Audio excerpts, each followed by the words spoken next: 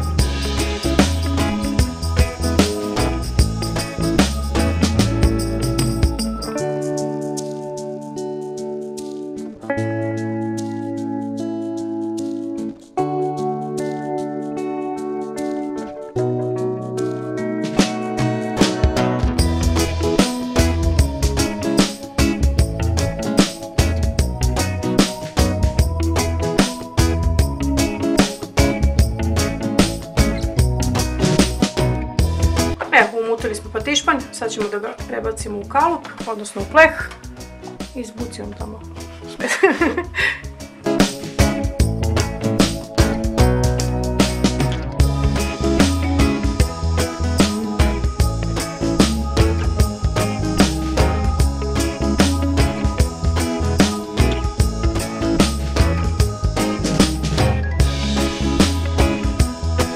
Stepeni, provera čačkalice, znate već sve.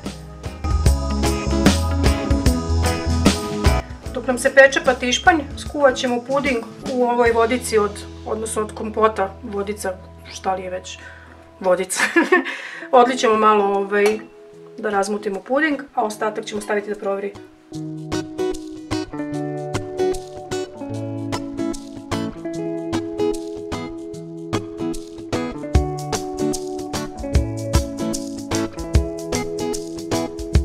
Evo, vodica počinje da vri, sad ćemo da zakuvamo puding.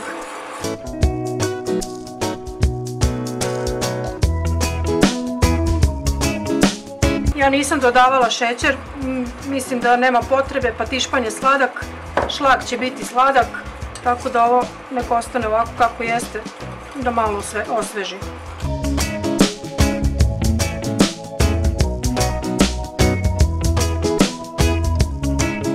Brzo se zgušnjava, pa zato morate dobro da mešate.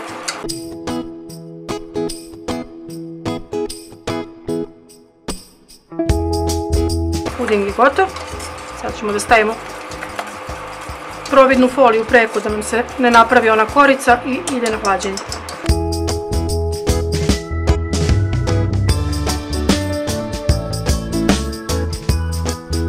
Sad ćemo samo još da pripremimo ove breskvice, pošto su poprilično ovako mesnate, samo ćemo ih još jednom na pola, zbog lakšeg ređenja kasnije na patišpanj.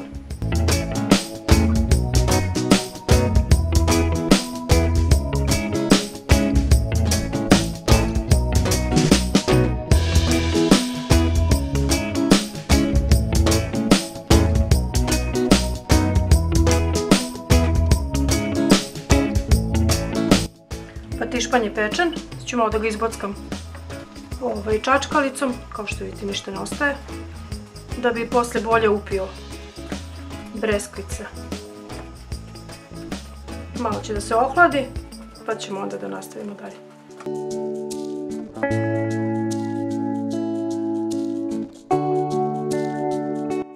kao što vidite, patišpanj nam se baš lepo ispekao. Ja sam ga samo malčice ukrojila da bi nam stao na ovu tacnicu. I sad ćemo da stavimo onaj puding preko, on je još malo topao, znači ne treba bude skroz hladan, da bi patišpanj omekanio, što bi rekao moj sin.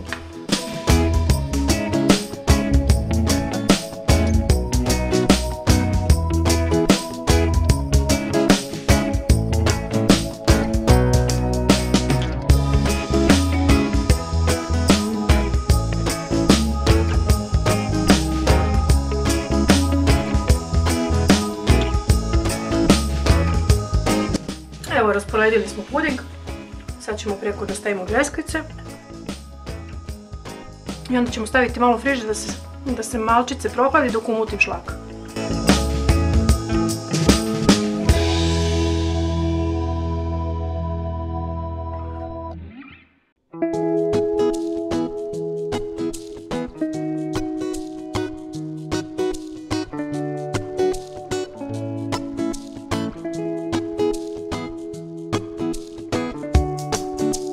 Dok nam se kolačić hladi, umutit ćemo šlag.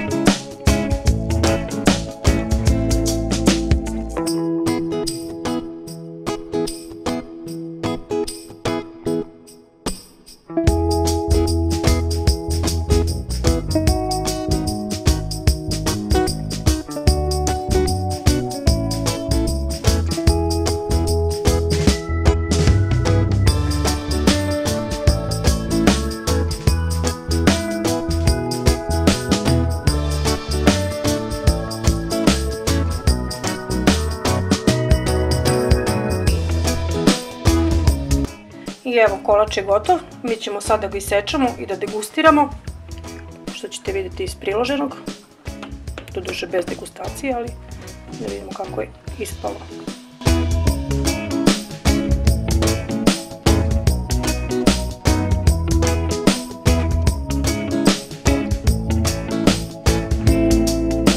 Sve što ne završi na podu, dobro je ispalo.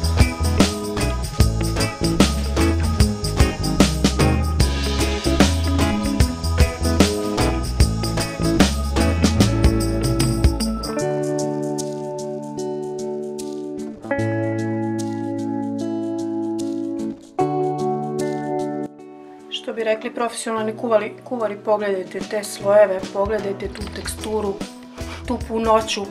Šalim se. Nadam se da ste uživali u receptu kao što smo i mi i da ćete ga praviti i javiti nam utiske. Ćao!